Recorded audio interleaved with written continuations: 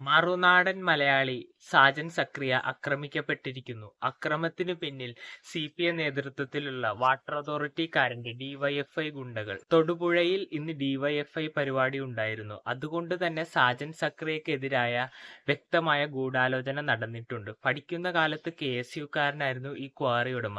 അപ്രതീക്ഷിതമായ ഭാര്യയുടെ മരണം കൊലപാതകമാണെന്ന സംശയം നിലനിൽക്കെ കേസ് പലവിധത്തിലും അട്ടിമറിച്ചു. ഇയാൾ സിപിഎമ്മിനു വേണ്ടി എന്തും ചെയ്യുന്ന ക്വാറി ഉടമയായി. വാട്ടർ അതോറിറ്റിക്കാരനായി ബോണസും കിട്ടി. ഇയാളെയാണ് മറുനാടൻ മലയാളിയെ ആക്രമിക്കാനായി സിപിഎം നിയോഗിച്ചത്.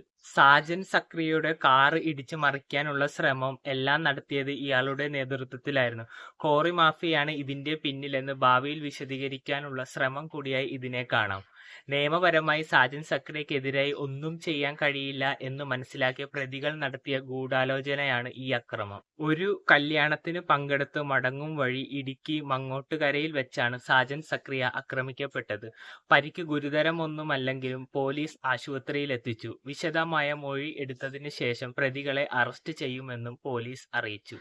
രാവിലെ തൊട്ട് വിവാഹ ചടങ്ങിൽ സജീവമായിരുന്നു സാജൻ സക്രിയ. വിവാഹ ചടങ്ങെല്ലാം കഴിഞ്ഞ് വിവാഹവേദിയിൽ നിന്ന് റിസപ്ഷൻ ഹാളിലേക്ക് പോകുമ്പോഴായിരുന്നു അപ്രതീക്ഷിതമായ അപകടം നടന്നത്. ആരോ തന്നെ പിന്തുടരുന്നുണ്ട് എന്നൊരു സംശയം സാജൻ സക്രിയക്ക് ഉണ്ടായിരുന്നു.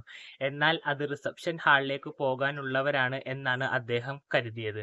അദ്ദേഹത്തിന്റെ യാത്രക്കിടയിൽ അമിത വേഗതയിൽ പ്രതികളുടെ കാർ വന്ന് ചേസ് ചെയ്യുകയും ഇടിച്ചു മറിക്കാനും ശ്രമിച്ചു. എന്നാൽ നിയന്ത്രണം പോകാതെ അദ്ദേഹം കാർ പിടിച്ചു നിർത്തി. കാറിന്റെ ഫ്രണ്ട് ഗ്ലാസ് തുറന്നു പ്രതികളോട് കാര്യം തിരക്കി. അപ്പോഴായിരുന്നു അപ്രതീക്ഷിതമായ ഈ ആക്രമണം നടന്നത്. സാജൻ സക്രിയക്ക് എതിരെ നടത്തിയത് ആസൂത്രണമായ ഒരു ആക്രമണം ആണെന്നും പ്രതികളെ ഉടൻ തന്നെ പിടികൂടി നിയമത്തിന്റെ മുന്നിൽ കൊണ്ടുവരണമെന്നും അല്ലെങ്കിൽ പ്രതികളെ ജനങ്ങൾക്ക് വിട്ടുകൊടുക്കണമെന്നും സാജൻ സക്രിയ തന്റെ സ്വന്തം ഫേസ്ബുക്ക് കുറിപ്പിലൂടെ അറിയിച്ചു.